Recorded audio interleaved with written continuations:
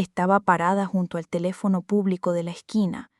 Las monedas se sentían frías y pegajosas por el sudor de mi mano. El sol de la tarde pegaba fuerte en la banqueta, pero yo sentía un frío que me calaba hasta los huesos. Marqué el número que había copiado la noche anterior a escondidas de la agenda de mi esposo. Mis dedos temblaban tanto que casi me equivoco. Sonó 1, 2, 3 veces. El corazón me latía tan fuerte que pensé que se me saldría del pecho. Finalmente, del otro lado de la línea, contestó una mujer. Su voz era tranquila, melódica. Pregunté por Ricardo, tratando de que mi propia voz no se quebrara, y ella me respondió, con una naturalidad que me partió el alma en dos. Él anda de viaje, regresa el jueves. ¿Quién le llama? Silencio. El ruido de los coches en la avenida se volvió un zumbido sordo. Ella esperaba una respuesta, pero yo no podía dársela. No podía decirle, soy su esposa desde hace 15 años, la madre de sus 2 hijos. Colgué sin decir nada.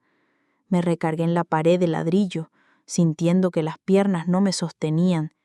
En ese instante comprendí que toda mi vida, mi matrimonio, mi hogar, todo estaba construido sobre una mentira, y lo peor de todo es que yo era la única que no lo sabía. Para que entiendan cómo encontré la fuerza no solo para sobrevivir, sino para cobrar mi venganza con la vida misma, tenemos que regresar muy atrás, al principio de todo. Mi nombre es Guadalupe, pero la gente que me quiere, la gente que de verdad me conoce, me dice Lupita. Nací y crecí en Pátzcuaro, Michoacán, un lugar donde el tiempo parece moverse más lento. Mi infancia olía a tierra mojada después de la lluvia, al humo de leña de las cocinas por la mañana y al dulce aroma de las corundas que mi abuela preparaba los domingos. Crecí en una casa de adobe con un patio central lleno de macetas con geranios y malbones, donde mi madre y mis tías me enseñaron todo lo que una mujer de bien debía saber. Mijita, me decía mi mamá mientras me enseñaba a bordar una servilleta, un hombre quiere una casa limpia y la comida caliente en la mesa. El silencio de una mujer es su mejor virtud. Mi abuela, más práctica, me enseñaba a estirar el gasto, a convertir un peso en 2, a remendar la ropa hasta que ya no diera más de sí. Me estaban preparando con todo su amor para un único destino, el matrimonio. Pero yo, en secreto, soñaba con otras cosas. Me escondía en el traspatio a leer las novelas que conseguía prestadas, historias de mujeres en ciudades lejanas, mujeres que trabajaban en oficinas, que manejaban sus propios autos, que tomaban sus propias decisiones. Para mí, que lo más lejos que había ido era Morelia, la Ciudad de México sonaba como un planeta diferente, un lugar lleno de posibilidades que en Pátzcuaro ni siquiera se podían nombrar. Y entonces, en ese mundo pequeño y predecible, apareció Ricardo. Llegó para la gran fiesta patronal, la que se celebra en la Plaza Vasco de Quiroga. Yo tenía 18 años, él 27. Se destacaba de todos los muchachos del pueblo. No vestía como ellos con sus botas y sombreros. Él traía un traje de casimir, zapatos bien boleados y una corbata que brillaba bajo las luces de la feria. Tenía ese aire de capitalino, esa seguridad al hablar, esa forma de mirar que te hacía sentir que eras la única persona en medio de la multitud. Mi papá lo vio y frunció el ceño. «Ese es vendedor», le dijo a mi mamá en voz baja. «Los que andan de plaza en plaza no echan raíces. Ojo con ese que tiene labia de sobra». Y la tenía. Se acercó a mí con el pretexto de preguntarme por la danza de los viejitos. Hablaba de la gran ciudad, de los teatros, de los restaurantes elegantes, de su trabajo en una compañía farmacéutica que lo llevaba por todo el país. Me escuchaba, me hacía preguntas, algo que los muchachos de aquí rara vez hacían. Esa noche regresé a casa sintiendo que el mundo se había hecho más grande. Le costó trabajo, pero con su insistencia y su encanto logró lo que parecía imposible, que mi papá le diera permiso de visitarme. Se quedaba en el único hotel decente del pueblo, y cada tarde a las 6 en punto se presentaba en mi casa siempre con un pequeño detalle: unos dulces de Morelia, una revista de la capital. Se sentaba en la sala bajo la mirada vigilante de mi madre y nos contaba historias de ese mundo fascinante. Poco a poco, con su paciencia y sus buenos modos, hasta mi papá empezó a ceder. En la primavera de 1965 nos casamos en la Basílica de Nuestra Señora de la Salud. Yo llevaba un vestido que mi madre y yo cosimos juntas durante meses. Él un traje azul marino que lo hacía ver como un artista de cine. Al salir de la iglesia, sentí que mi verdadera vida por fin estaba comenzando. Los primeros años en la Ciudad de México fueron un torbellino. Para mí, que venía de la tranquilidad de Pátzcuaro, el monstruo, como le decían, era abrumador y emocionante a la vez. El ruido incesante de los coches, la cantidad de gente, los edificios altísimos. Vivíamos en un pequeño departamento en la colonia Narvarte, que para mí era un palacio. Ricardo trabajaba sin descanso. Su carrera en la farmacéutica despegaba. Lo ascendían y con ello sus viajes se volvieron más frecuentes y más largos. Pronto nació nuestro primer hijo, Javier, un niño serio y observador como mi padre. 2 años después llegó Sofía, mi Sofi, con la sonrisa y los ojos curiosos de Ricardo. Mi vida giraba en torno a ellos y al hogar. Yo me convertí en la esposa perfecta que me habían enseñado a ser. La casa siempre estaba impecable, la ropa lavada y planchada, y sin importar a qué hora regresara Ricardo de sus viajes, su cena caliente lo estaba esperando. Yo era la administradora de nuestro pequeño mundo y me sentía orgullosa de ello. Nuestra vida social eran las reuniones con los colegas de Ricardo y sus esposas. Barbacoas los domingos, fiestas infantiles. Yo era la más callada. Ellas hablaban de cosas que yo apenas entendía, de clubes, de las escuelas caras para sus hijos, de sus vacaciones en Acapulco. Yo me sentía un poco como un pajarito de provincia entre aves de plumaje exótico. Ricardo, en cambio, era el alma de la fiesta. Contaba chistes, anécdotas de sus viajes, era el centro de la atención. Y yo lo miraba con admiración, orgullosa de ser la esposa de ese hombre tan exitoso y carismático. Pero con el tiempo, sutilmente, las cosas empezaron a cambiar. La perfección se fue cuarteando. Las grietas aparecieron primero como susurros, como dudas que yo misma acallaba.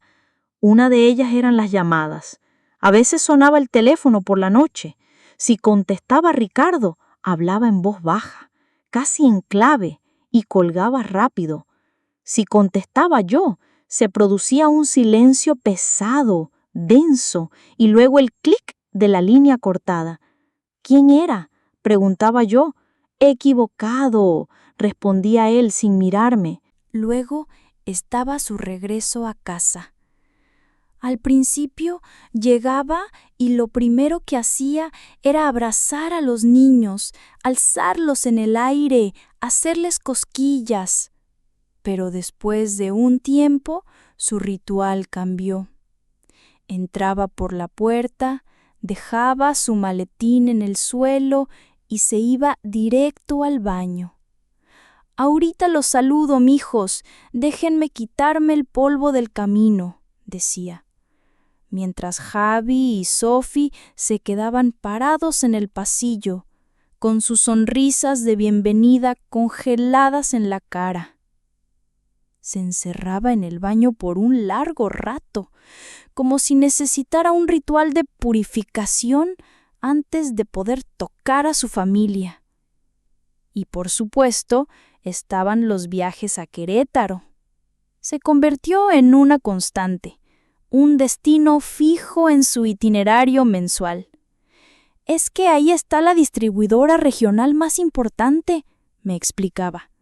«Tengo que supervisar personalmente, es mucha responsabilidad». Y yo le creía.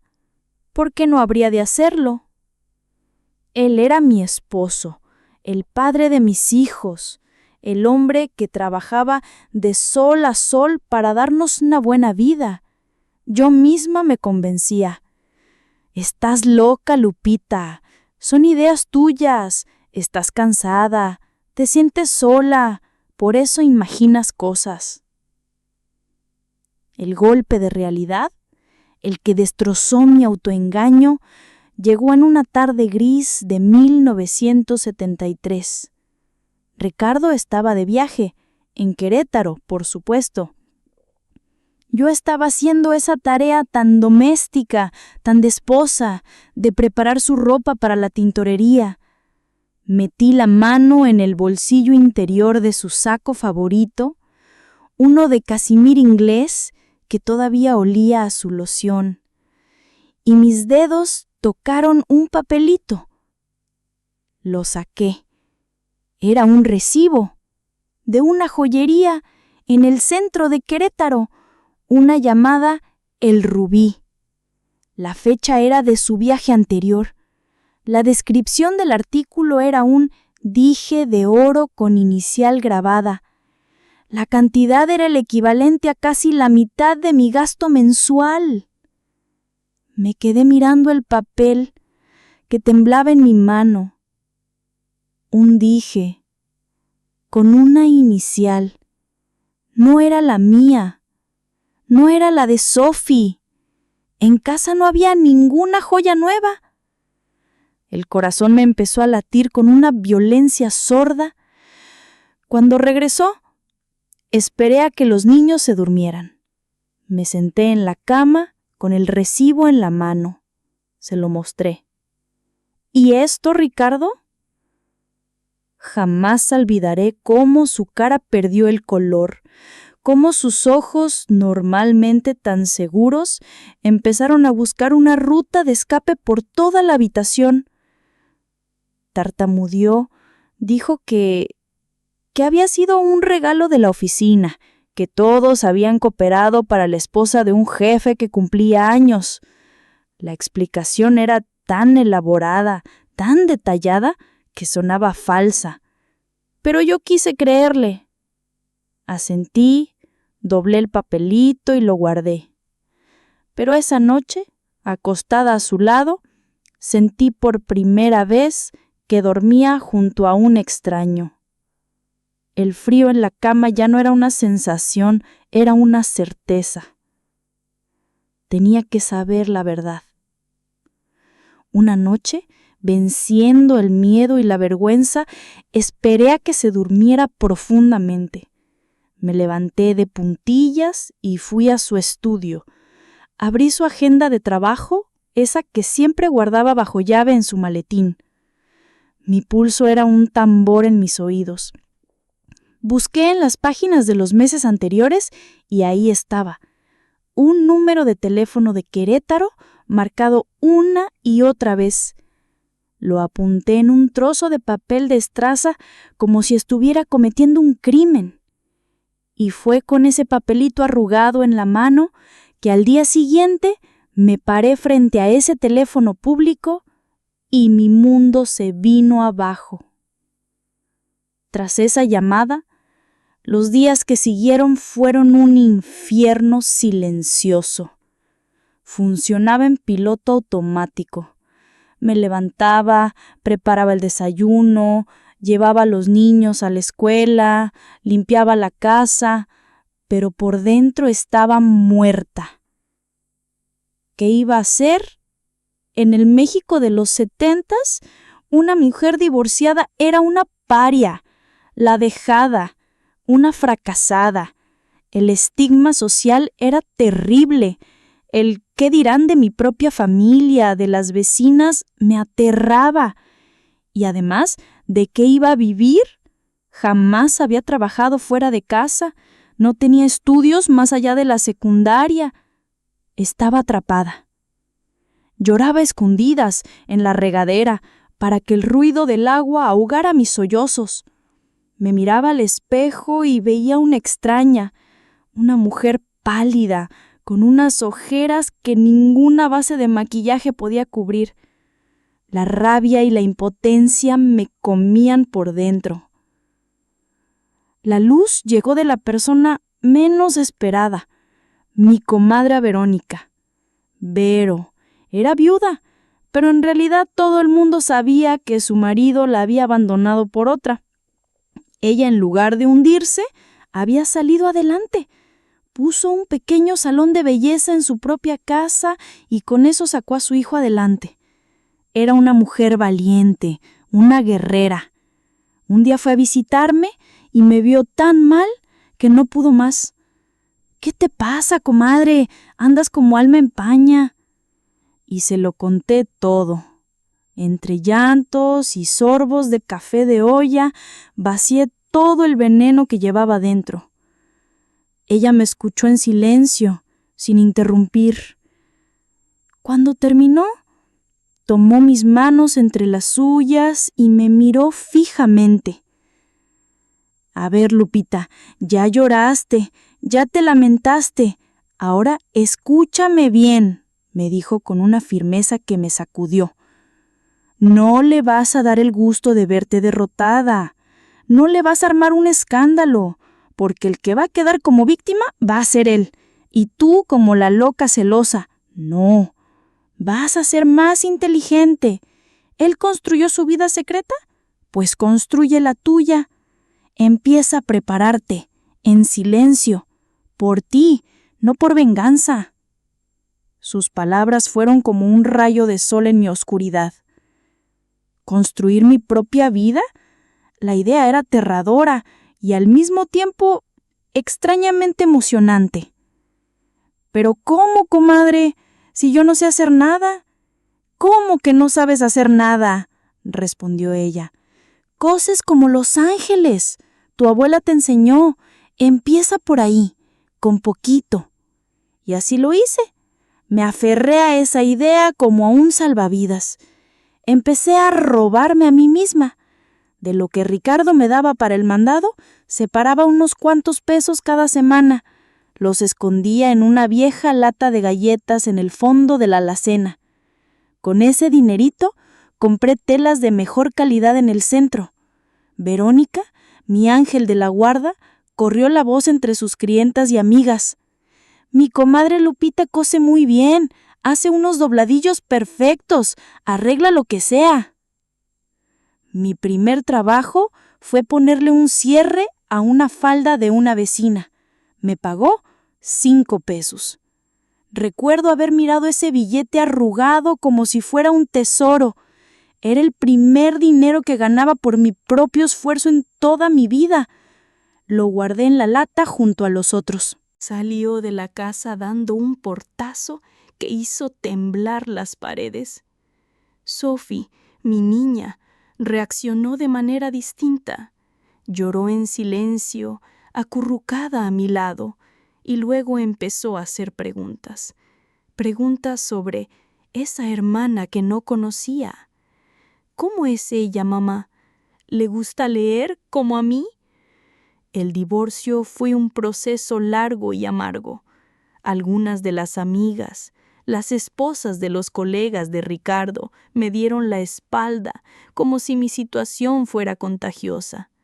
Pero mis verdaderas amigas, con Vero a la cabeza, me rodearon de cariño y apoyo. Unos meses después de la separación, recibí una llamada. Era Isabel. Su voz temblaba. Me pidió que nos viéramos. «Necesito hablar con usted, por favor». Acepté. Nos citamos en el Sanborns de los Azulejos, un lugar neutral. Nos sentamos una frente a la otra, 2 mujeres unidas y separadas por el mismo hombre.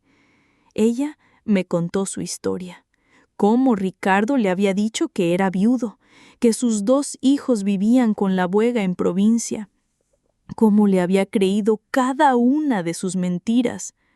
No sentí rencor hacia ella, solo una profunda y compartida tristeza. Ambas habíamos sido víctimas, y fue ella quien con los ojos llenos de lágrimas me hizo la pregunta que cambiaría nuestras vidas para siempre. «¿Usted cree que nuestras niñas deberían conocerse?» Fue una decisión aterradora, pero la más sabia que pudimos tomar. Organizamos un encuentro en un parque, solo nosotras 4. Sofía y Valentina al principio se miraban con timidez, con desconfianza, pero poco a poco empezamos a ver la magia.